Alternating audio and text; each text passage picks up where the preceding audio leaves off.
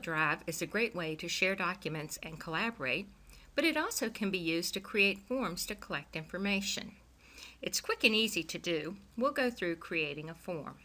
First thing we're going to do is click on Create and select Form. Once that pops up, we can give the form a title. We're going to name this Classroom Technology, and then we can select a template. We'll just use a simple blue template. Click OK, and we're ready to get started.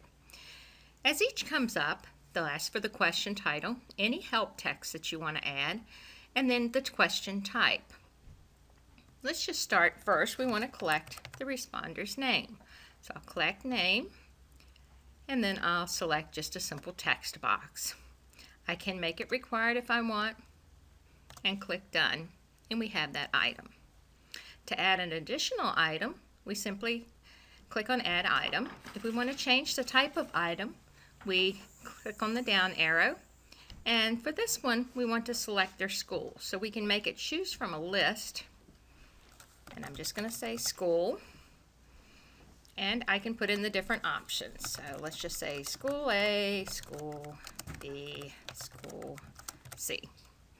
Once we have that done, that's going to come up as a list that they can click and select. Moving on, the next thing we want to do is ask them what technology that they feel should be in each classroom. Now, since that might be a number of different answers, we're going to use check boxes for that, because that choice will let them check all that apply. So we'll just ask what technology is needed in a classroom. And we can fill in our options. So we might say computer, projector, interactive whiteboard, document, camera, and so on. And we can also give them the option to add other in case there's something that they might like to use that we didn't think of. We can click Done, and there's our list. Now we want them to consider how important different types of Web 2.0 tools are for teaching 21st century skills, so we can do more complex questions. For that, we want to use a grid. So for the grid, we're going to put in first the question. Which Web 2.0 tools can be used to promote 21st century skills? Now for the row, we're going to list the Web 2.0 tools, and then for the columns, we're going to indicate which skills they might be used. So we're going to put in some of our Web 2.0 tools. Let's see.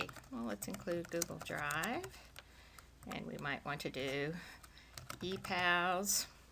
Well, we could continue adding. I'm not going to go through a lot. And then we can add our skills. So communication, creativity, global awareness, and so forth. We would list the different skills we would want them to indicate. And then click Done. Once we do that, then they can say, well, Glogster would be a good tool to use for communication, and then just check whichever was appropriate.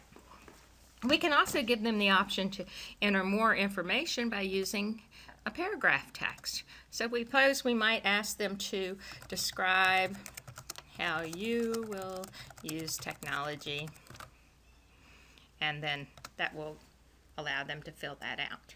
So you can see it's really quick and easy to add the questions. Now we could continue on, and there are other options. We can add sections, we can add different pages if we just want it to show only a few questions at one time.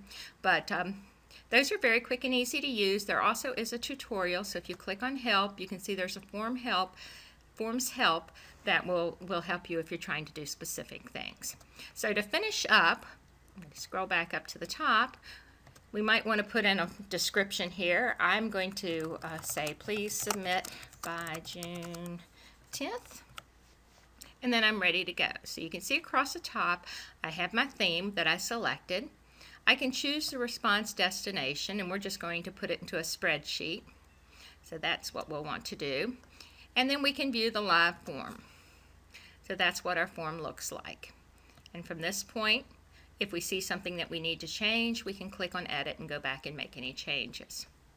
To see what it looks like, I'm just going to go in and fill out one real quick. I'm at School A, that I think all of these are important, and I would like to use Glogster for communication. I didn't put collaborations. ePal is good for global awareness, and then I could fill. Once I submit, then it has been recorded. Now, if we go back to our drive, we can see that we have our classroom technology form, but we also have responses. And we can view them in spreadsheet form, the responses as they come in.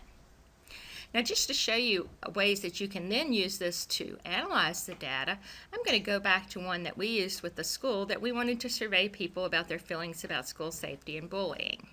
So we created a form. It's going to take a minute to load because it was quite involved. And then we actually received 466 results. Now you can see it's a lot of questions. So to weed through 466 responses to all of those questions would take a lot of time. But what Google Drive allows us to do is to go up to Form and then show summary of responses, and we get a graphical overview of who responded and what their responses were. So we can see at a glance that most of the responses came from classroom teachers. We can see what schools, we can see how many years of experience they had. But the nice thing is, right away, we get a really good glimpse of what their feelings were about the various items that we ask. So this is a nice, quick way to be able to analyze data. Overall, Google Forms is just an excellent way to collect and be able to analyze data.